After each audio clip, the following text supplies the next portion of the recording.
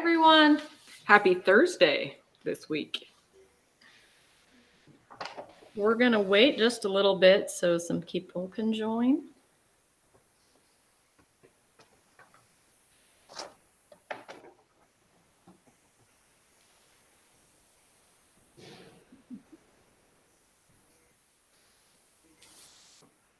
Are you guys having good weather there today? Rainy. Yeah, it's pretty rainy here. It's rainy and it's supposed to snow a little bit, I think. Yeah. Welcome to my world. A real long winter here. But the sun's shining. Yeah.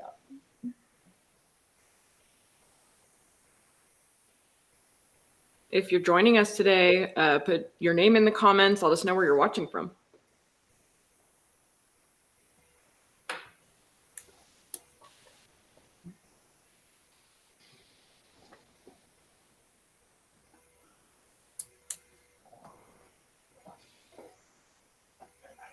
Everybody's being shy. Don't want to talk to us today. Indiana's strong today, though.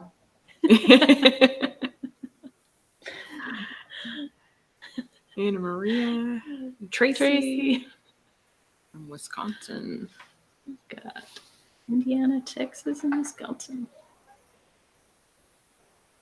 I don't know about you, Tony, but I'm always amazed at the variety of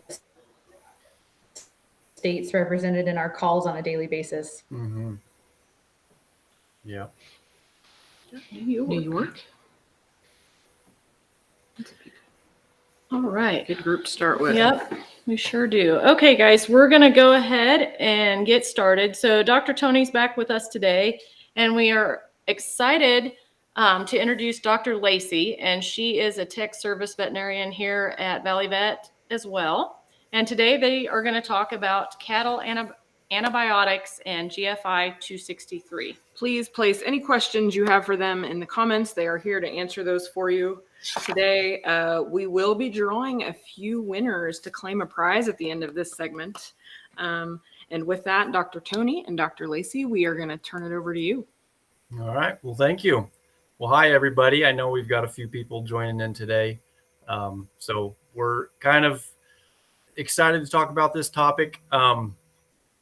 It's a new law that's put into effect by the FDA, and it's going to change the way things are done slightly. So we're just going to talk about what that means for you and what you maybe should start thinking about here before that actually goes into effect. So the law itself that they referred to is called GFI 263. And what this law does is it provides some guidance for the manufacturers of these antibiotics. A lot of antibiotics that are currently considered over-the-counter. And when we say over-the-counter, that means that you do not need a prescription to buy it. So you can go anywhere that carries it and go ahead and buy it without your veterinarian's prescription. So those over-the-counter antibiotics are going to now transition to a prescription status. There is a long list of antibiotics that are affected.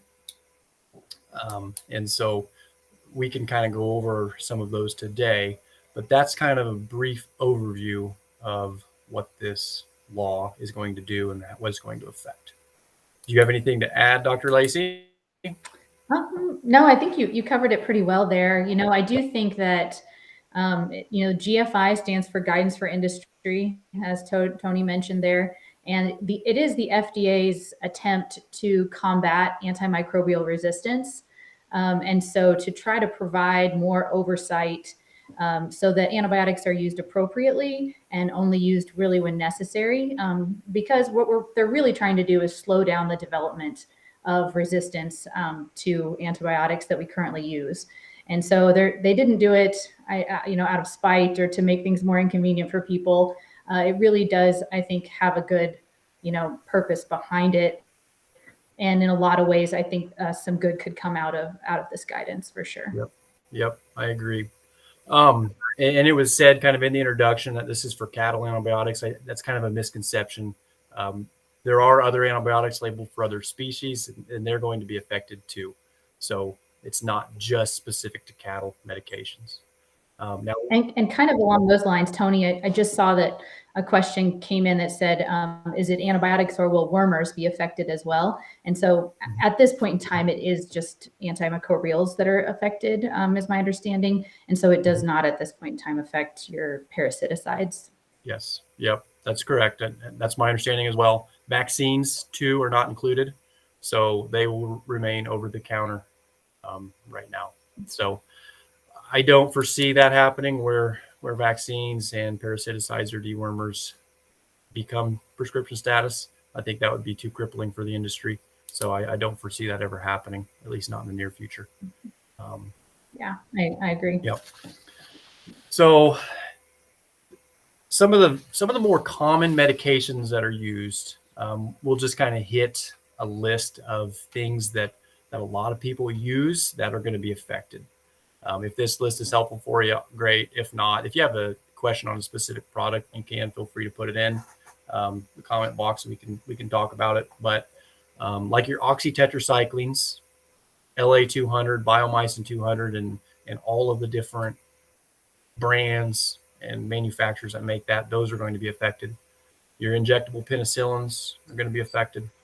Your bolus type of medications like sustained boluses, tetracycline boluses, those are going to be affected. So those are very common medications that people use. They're used to buying over the counter that now you're going to have to receive a prescription from your veterinarian. I guess looking through my list here, a lot of the mastitis medications, the tubes that you infuse into the mammary glands, those are going to be prescription status. Is another one that's pretty common.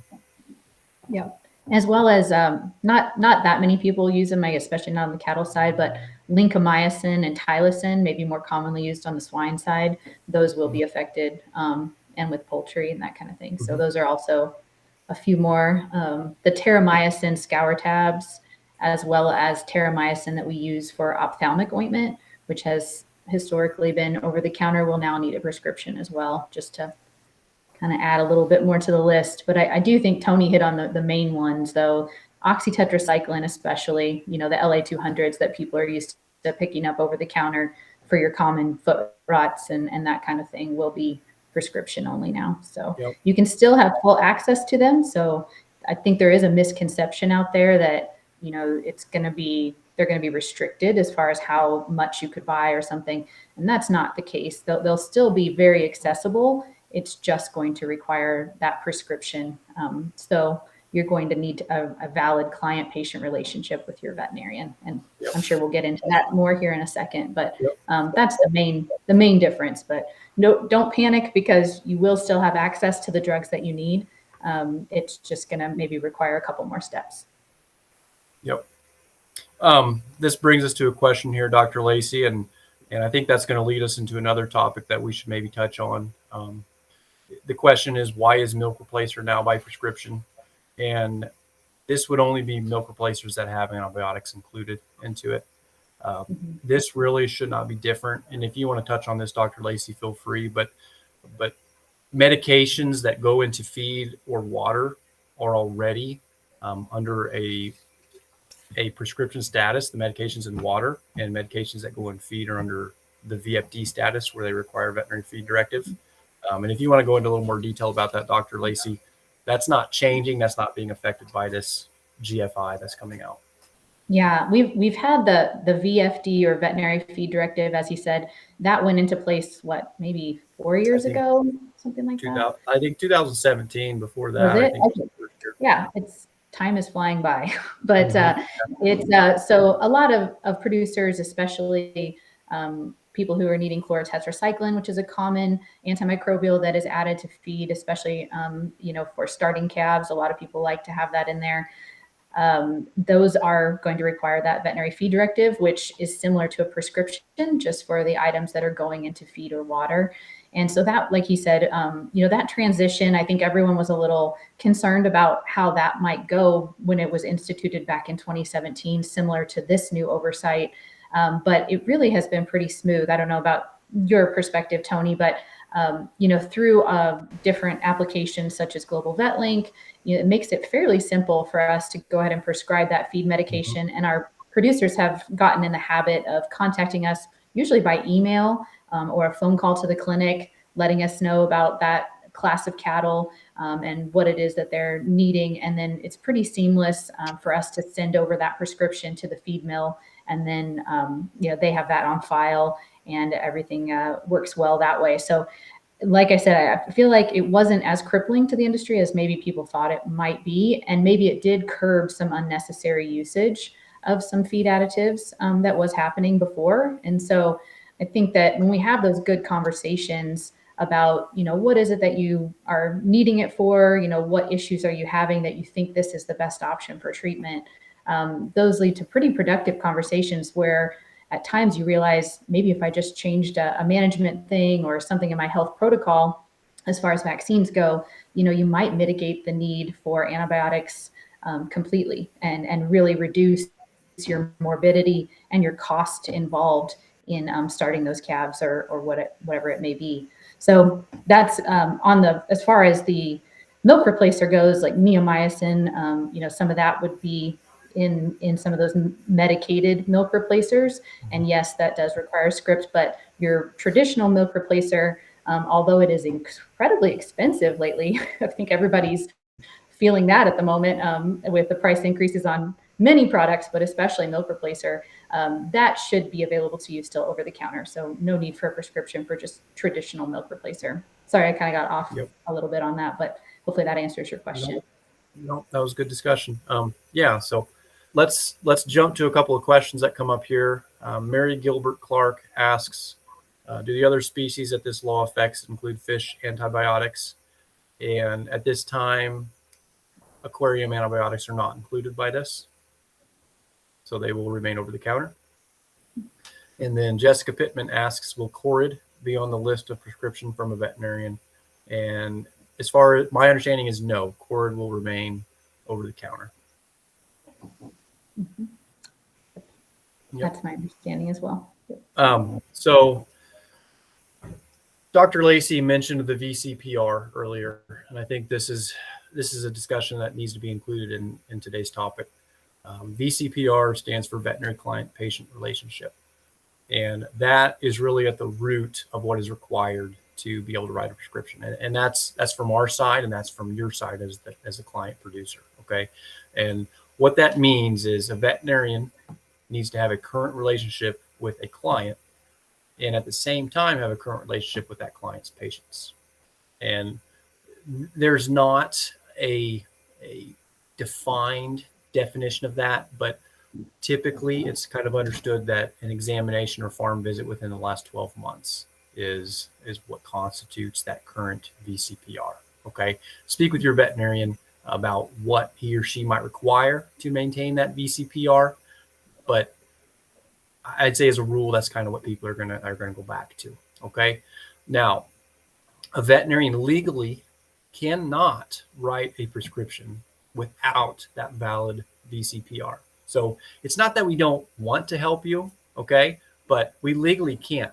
We can have our license revoked. We can have some corrective action, disciplinary action taken against us, okay? So we obviously don't want that to happen. Why I say that is now is the time, if you do not have a veterinarian or a relationship with a veterinarian, now is the time to start working on that.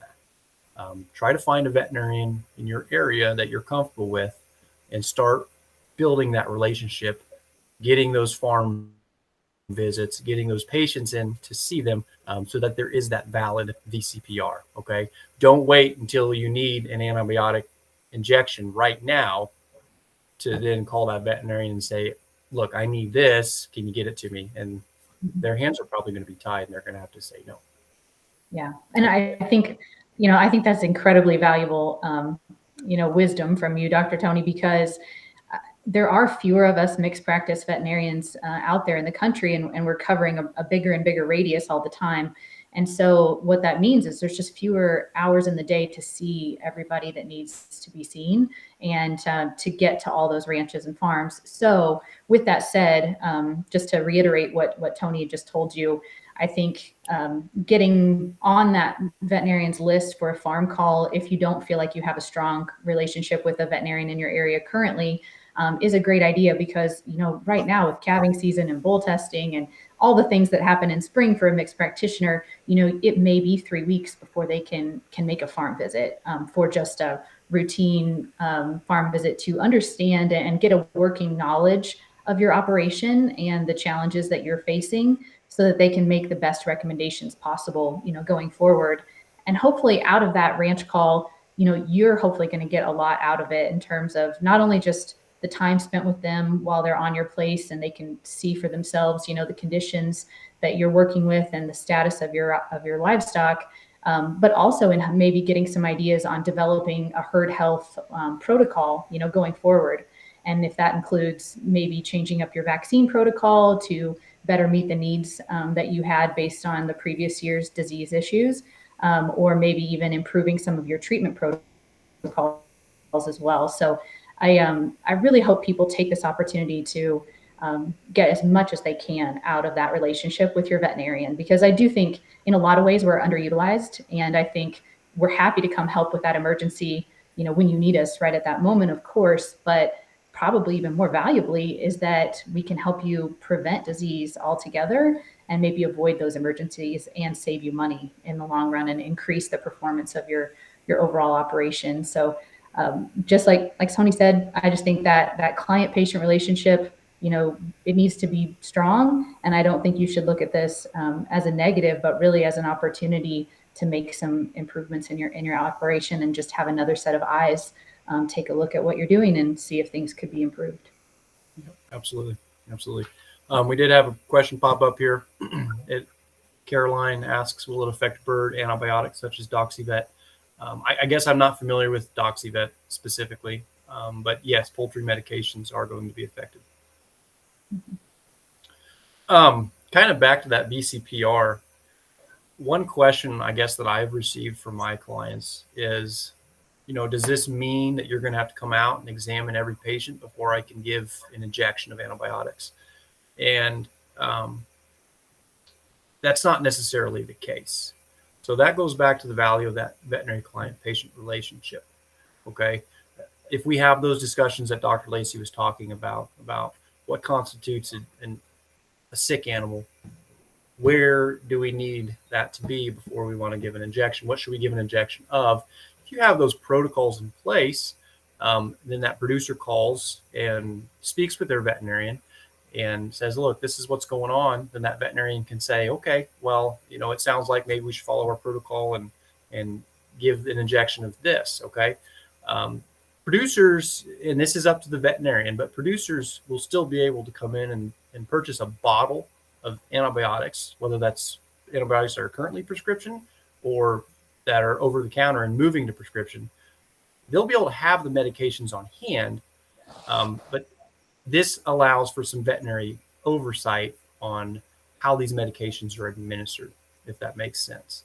So you will still be able to give injections of antibiotics. We don't have to come examine every single patient before you do that, as long as that VCPR is valid and current. And in some ways you may find out, oh, go ahead.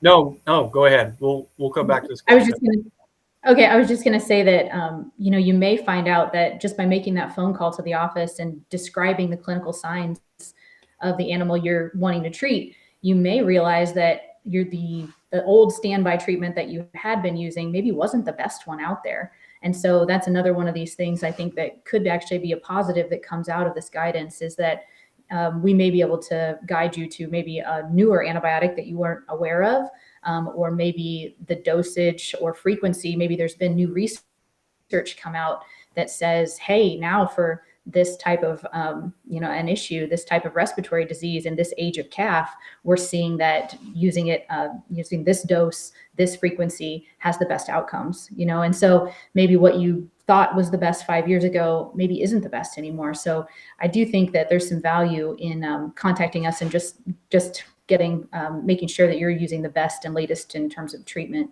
options that are out there. So. Yep, absolutely. Okay, there was a question from Missy, and the question was, when does this new law go into effect? So everything is going to have to be transitioned by June of 2023. There is some, it's not black and white. There is some gray area in here. So anything that is currently over the counter that is, I guess, purchased before it goes into prescription status will remain over the counter status until that is sold out. Okay.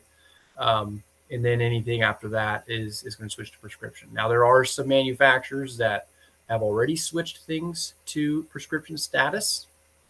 Okay. And so, like I said, there's some gray area, but around June of 2023 is the target date of when everything needs to be switched over to prescription status. Okay.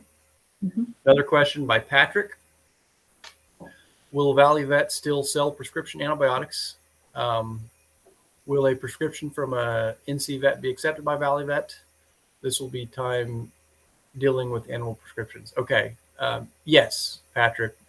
Valley Vet will still continue to offer prescription antibiotics. We currently do, and the only change is going to be some of the over-the-counter antibiotics that Valley Vet offers will now be prescription status.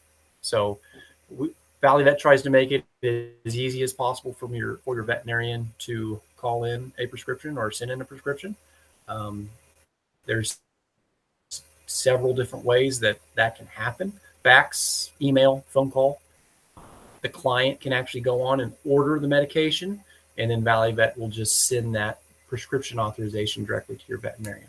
So I myself, when I deal with Valley Vet, it's very easy, very convenient, and we try to make it very easy with every other veterinarian that has that experience. And I believe Valley Vet accepts prescriptions from any veterinarian in the United States. It seems to me at my clinic, I get a lot of those requests through fax. It seems like still nowadays. And so, usually in a pretty timely fashion, I can take a look at that, make sure that's a producer that I have a working knowledge and relationship with, and that they're currently in our system. And then if it's a medication that I know they routinely use and we've already established a treatment protocol for the usage of that antibiotic, I just include my instructions on the label or say use as directed by the label, and then sign it and send it right back over to Valley Vet. And usually the same day they'll have it out the door shipping to you. So it's really not that difficult, to be honest, to do this. Yep. So I think that, if you guys have any questions about this law, please put them in the box. But it really isn't meant to make things hard for people, as Dr. Lacey said early on. It's really trying to minimize antimicrobial resistance and drugs that are deemed important for human medicine. And then also on the animal side, trying to, antimicrobial resistance is a real thing, and it's becoming more of a problem. And we just really need to have that veterinary oversight on things. So it's not to make it hard for producers. It's not to make your life more difficult. It's really just to help take care of that antimicrobial resistance and slow it down. Okay. Now, one thing that we should talk about today is trying to minimize the use of antibiotics is to really work on your preventative health protocols. And your veterinarian is an excellent source for that. I don't know any veterinarian that wouldn't be happy to talk with you about that. We don't like sick animals just as much as you don't like sick animals, because it's really not fun for anybody. So using those vaccines, dewormers, those preventative health protocols to help minimize sickness is a win-win for everybody. So have that discussion with that veterinarian to discuss the disease risks that your herd might experience and how you can try to minimize and prevent those from actually happening. And it may just involve some management changes, which I know at times can be difficult, and there's usually a reason why you're currently doing it the way you are, but from a logistics standpoint, or the thing I guess that's top of mind this time of year for us is, calving season and scours issues, of course, in baby calves. And a lot of the time, those scours issues can be, mitigated by just improving your environment and maybe keeping the age of those calves that are, living together a little tighter and getting them on clean ground. And oftentimes antibiotics are not necessarily the solution for the problem. And so having that discussion with your vet about, brainstorming on how can we do better with this issue, what's some things just from a management perspective that could decrease the need for antibiotics and save you some money and increase the survivability of those calves. That's just one example, because a lot of the causes of calf scours are viral in nature, and so antibiotics aren't necessarily going to help.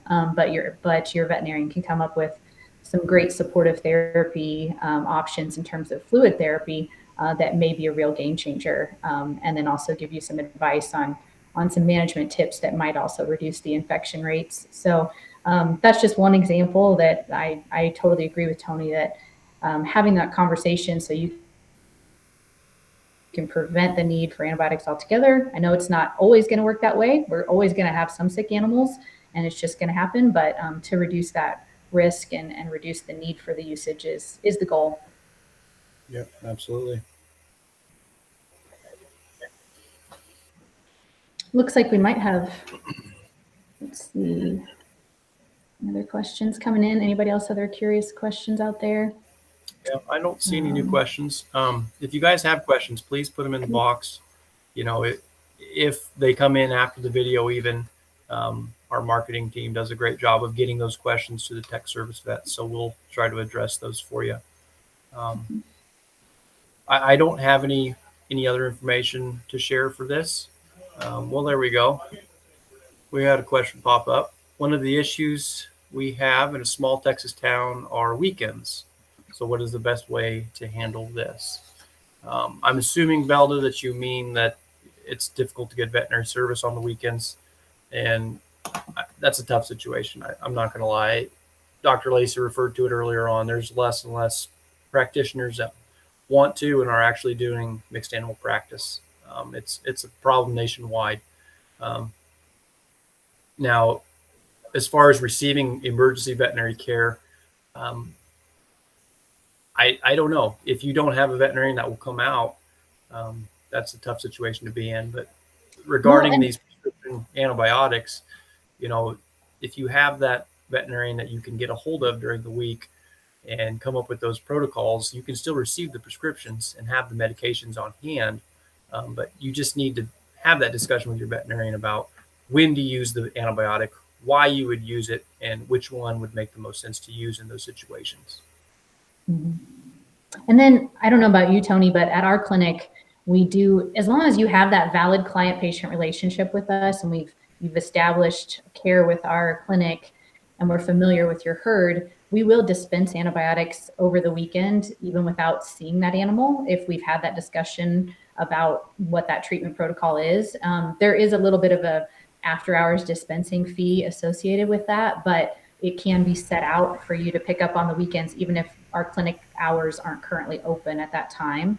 And then, of course, for emergencies, I know it varies by region and where you're at and your accessibility to a large animal veterinarian or mixed animal veterinarian.